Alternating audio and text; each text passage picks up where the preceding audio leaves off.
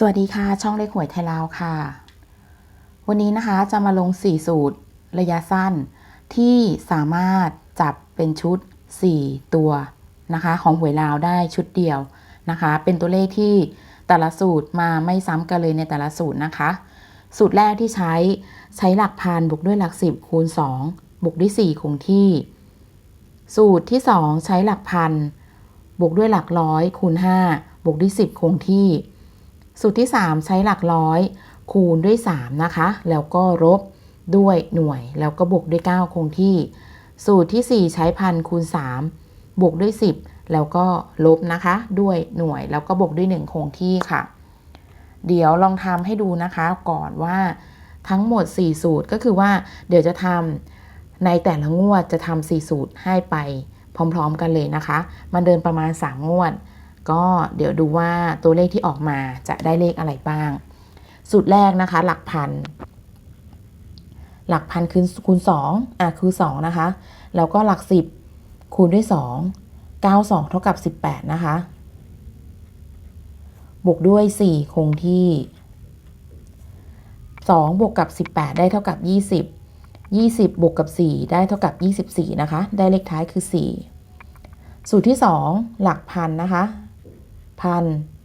บวกด้วย100คูณ5 75เท่ากับ35เราก็บวกด้วยหลัก10คือ9นะคะได้2บวกกับ5เป็น7บวกกับ9ได้เท่ากับ16นะคะเราก็ได้เลข6ตัวเดียวสูตรที่3ได้100คูณ3คูณ3คือ7 3 21นะคะก็คือได้21ตั้งไว้ก่อนแล้วมันเป็นค่าลบนะคะลบด้วยหลักหน่วยคือ2เราก็บวกด้วยเลข9คงที่นะคะ21ลบ2นะคะก็ได้เท่ากับ19บวกกับ9ได้เท่ากับ18ก็ได้เลข8ตัวท้ายสูตรที่3ใช้พันคูณ3คูณ3ได้6หลัก10คือ9ลบด้วยหลักหน่วยคือ2เราก็บวกด้วย1คงที่6บวกกับ9ได้เท่ากับ15ลบ2ได้เท่ากับ13บวกกับ1ได้เท่ากับ14เลขท้ายคือเลข4จะได้ชุด4 6 8 4นะคะตัวสูตรไม่เรียงนะคะผลรางวัลออกเป็น6 4 4 8ก็เข้าตามนี้ทุกตัวนะคะมาดูงวดที่2กันสูตรแรกให้ดูสูตรก่อนสูตรแรกนะคะใช้พันนะคะคือ6บวกด้วย10คูณ2 42เป็น8บวกด้วย4คงที่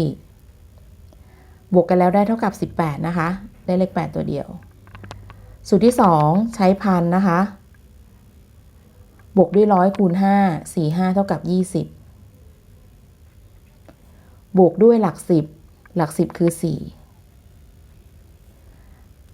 6บวกกับ20ได้เท่ากับ26บวกกับ4ได้เท่ากับ30เลขท้ายคือ0นะคะสูตรที่3ใช้100คูณ3 43ได้เท่ากับ12ลบนะคะ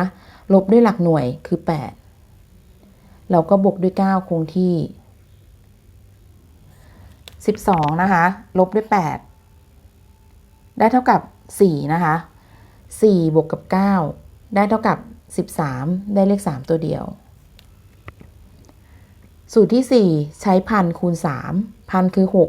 6 3ได้เท่ากับ18บวกด้วยหลัก10คือ4ลบด้วยหลักหน่วยคือ8แล้วก็บวกด้วย1คงที่18บวกกับ4คือ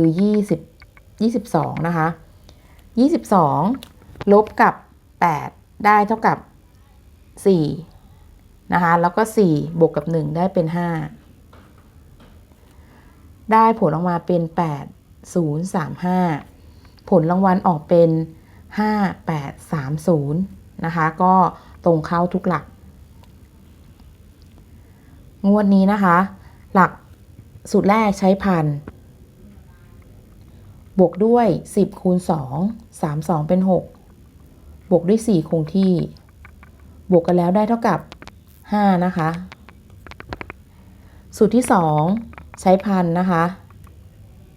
บวกด้วย100คูณ3 83ได้เท่ากับ24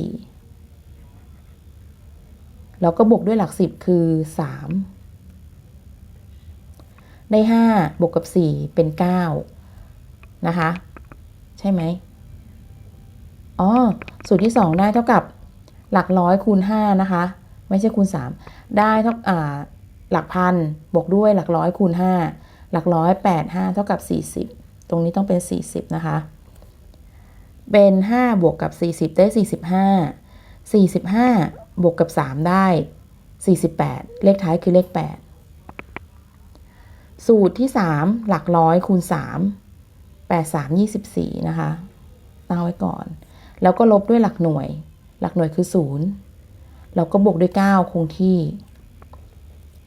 ได้เท่ากับ24ลบ0ได้24 4บวกกับ9เป็น3นะคะตรงท้ายด้วยเลข3เอาเลข3ไว้สูตรที่4ใช้พันคูณ3 53ได้15บวกด้วยหลัก10คือ3ลบด้วยหลักหน่วยคือ0แล้วก็บวกด้วย1คงที่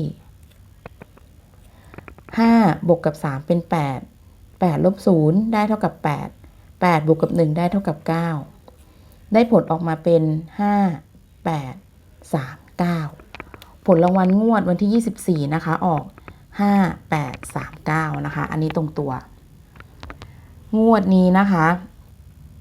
งวดวันที่28สูตรแรกใช้หลักพันคือ5บวกด้วยหลัก10คูณ2 32เป็น6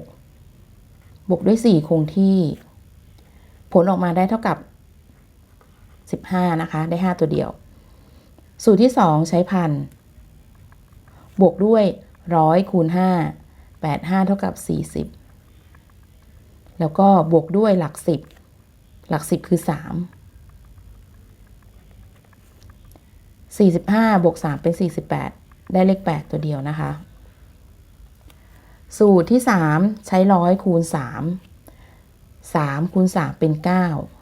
9ลบด้วยหลักหน่วยคือ9แล้วก็บวกด้วย9คงที่นะคะ9ลบ9ได้0บวก9ได้เท่ากับ9นะคะสูตรที่4นะคะใช้พัน5คูณ3ได้15แล้วก็บวกด้วยหลัก10คือ3ลบด้วยหลักหน่วยคือ9แล้วก็บวกด้วย1คงที่ได้เท่ากับ15บวก3เป็น18ลบ9เหลือ9นะคะ9บวก1เป็น0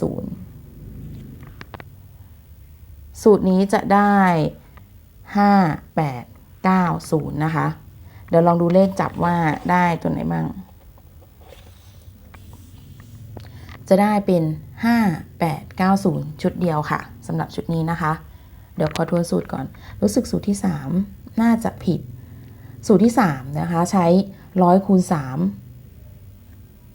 สูตรที่3ผิดนะคะขอโทษทีสูตรที่3ใช้100คูณ3 83ได้24นะคะแล้วก็ลบด้วยหลักหน่วยคือ9นะคะแล้วก็บวกด้วย9คงที่นะคะอันนี้ลบกันได้0เพราะฉะนั้นสูตรนี้ได้4ตัวเดียวขอโทษทีนะคะสรุปผลทั้งหมดก็จะได้เป็นเลข5 8 4 0นะคะชุดนี้ชุดเดียวถ้าจะให้เรียงเดี๋ยวขอดูก่อนถ้าจะให้เรียงตามที่คิดนะคะจะเป็น8อีกชุดหนึ่งเป็น8 0 5 4นะคะถ้าชุดนี้จะเป็นชุดที่เรียงตามปักหลักที่ตัดดับ1,110หน่วยให้แล้วนะคะจะเน้นชุดนี้ชุดเดียวค่ะสำหรับใครที่ชอบลักษณะนี้สามารถเอาไว้เป็นแนวทางในการเลือกนำไปใช้ได้ค่ะ สำหรับคลิปนี้ขอบคุณมากนะคะที่ติดตามสวัสดีค่ะ